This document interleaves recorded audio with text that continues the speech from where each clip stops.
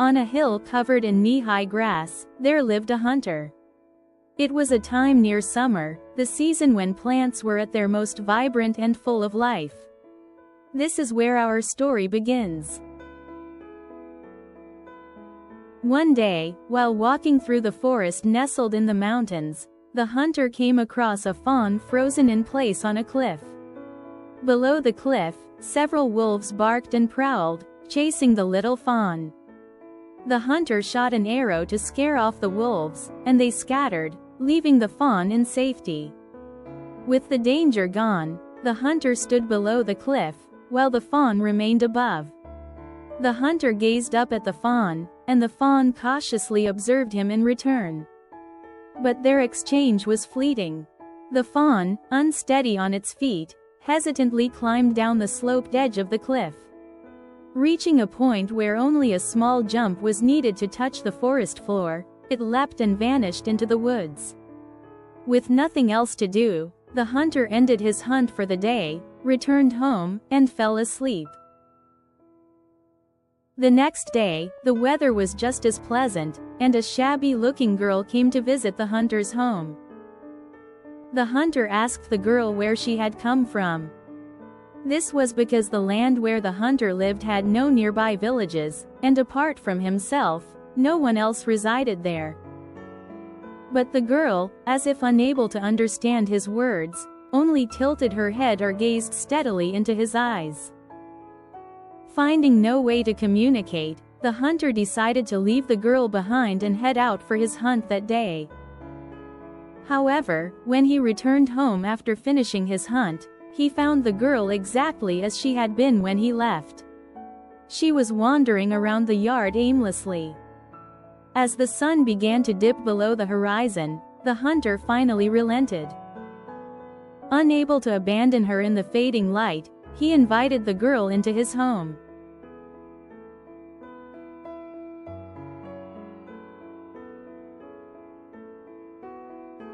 That summer, the hunter and the girl led an unusual life together. The girl still said nothing. Whether she understood the hunter's words or not, she freely spent her days in his home. However, she did not seem to resent the hunter. Whenever they were in the house together, she would always keep her eyes on him, as if trying not to lose sight of him, quietly observing his every move. The hunter began to develop a hypothesis about the girl. On the wall of the living room hung a pair of antlers from a stag the hunter had once taken down. Several times, the hunter noticed the girl standing still before those antlers, gazing at them with an expression of detachment or deep thought, as though her mind were elsewhere. As mentioned before, no one else lived in the area apart from the hunter. And the hunter was aware of an old legend passed down in the mountains. The mountain god, it was said, would send messages to humans by transforming one of the mountain's creatures into human form and dispatching them. And the hunter had begun to suspect, albeit faintly, that the creature sent by the mountain god might be the very fawn he had saved that day.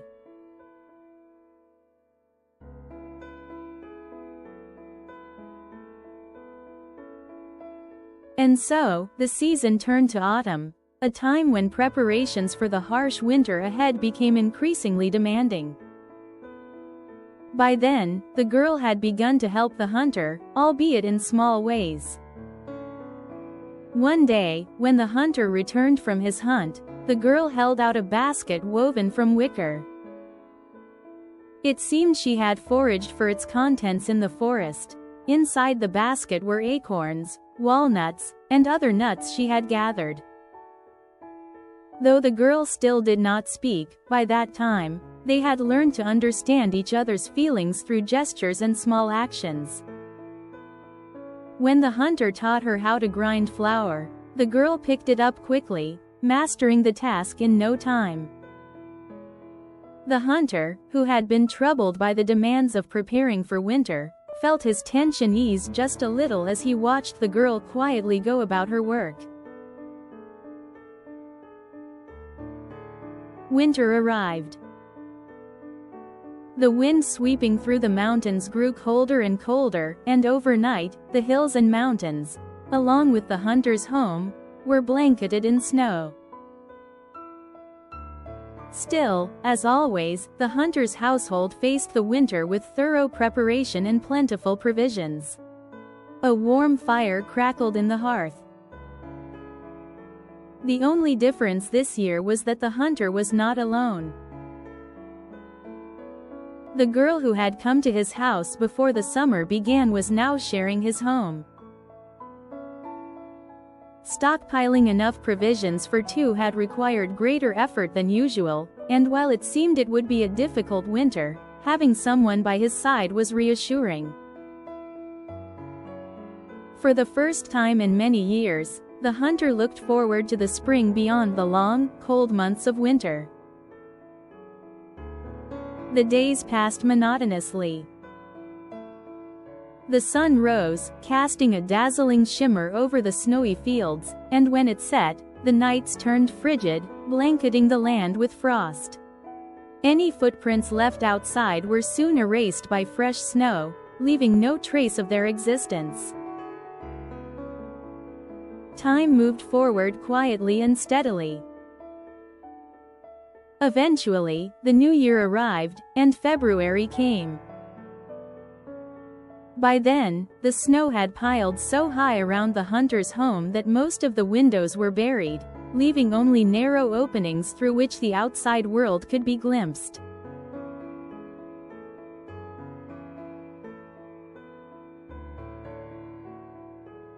It was during this time that a fierce blizzard struck. The storm began in the morning, and by the time night fell, it had completely obscured the light from the windows. When the blizzard finally paused, a profound silence enveloped the dark night. The hunter and the girl, wrapped in blankets, exchanged glances, silently sharing their thoughts as they endured the long hours of the night. Suddenly, a strange sound broke the quiet. A deep, resonant howl echoed outside, "Ooh, ooh," followed by more howls, overlapping, one after another. The hunter recognized it as the distant howling of a pack of wolves. But then, without warning, the hunter's house was struck by a tremendous force. With a terrifying creak, the walls buckled and groaned as a surge of white crashed into the house. And then, the hunter found himself gazing up at what had once been his roof. Above him stretched the familiar winter sky he had seen so often of late, a dull, gray expanse. He had been inside his home, but now there was no trace of it left. His body lay buried in the snow. It must have been an avalanche that swallowed him, house and all. As he tried to sit up, a sharp pain shot through his leg. Perhaps it was broken. From above, snowflakes drifted gently down, as if nothing had happened. By the hunter's estimation, the blizzard would continue for several more days. Though there was a temporary lull, he knew his current state was dire. And then, he remembered, this winter was unlike the winters of years past. What about the girl? Twisting his injured body with difficulty, he tried to survey his surroundings. Just then, a small hand brushed his forehead. Looking up, he saw the girl's face peering down at him. The girl gently brushed away the snowflakes that had settled on his face. Then she spoke. "I'm so glad you're safe." Her clear, serene voice reached the hunter for the first time, leaving him startled.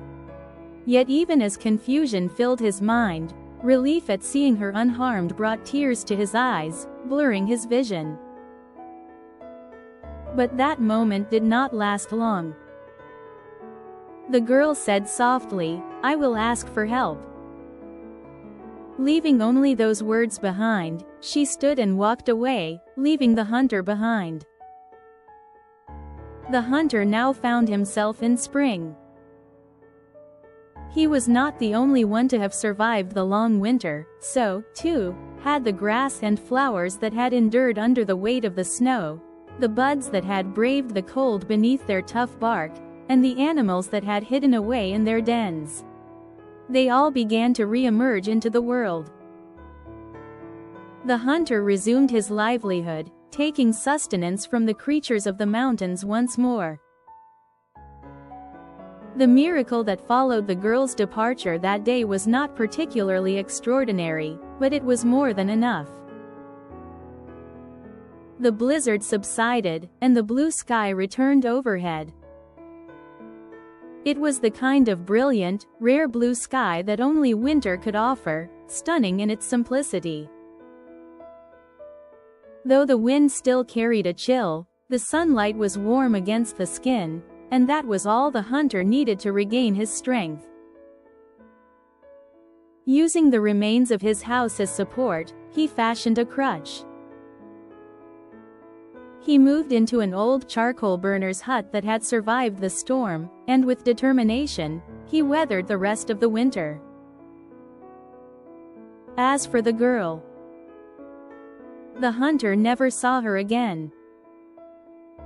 Even so, the hunter continued to live through the passing of many seasons, spring, summer, autumn, winter, and spring again, year after year. Though their reunion never came to pass, the hunter's heart underwent a quiet transformation after surviving that fateful winter. He began to feel gratitude. Gratitude for everything that allowed him to live in each passing moment. The hunter spent the rest of his life as a hunter, as he always had. Yet, he never once let go of the faith-like reverence that had blossomed within him from that time onward.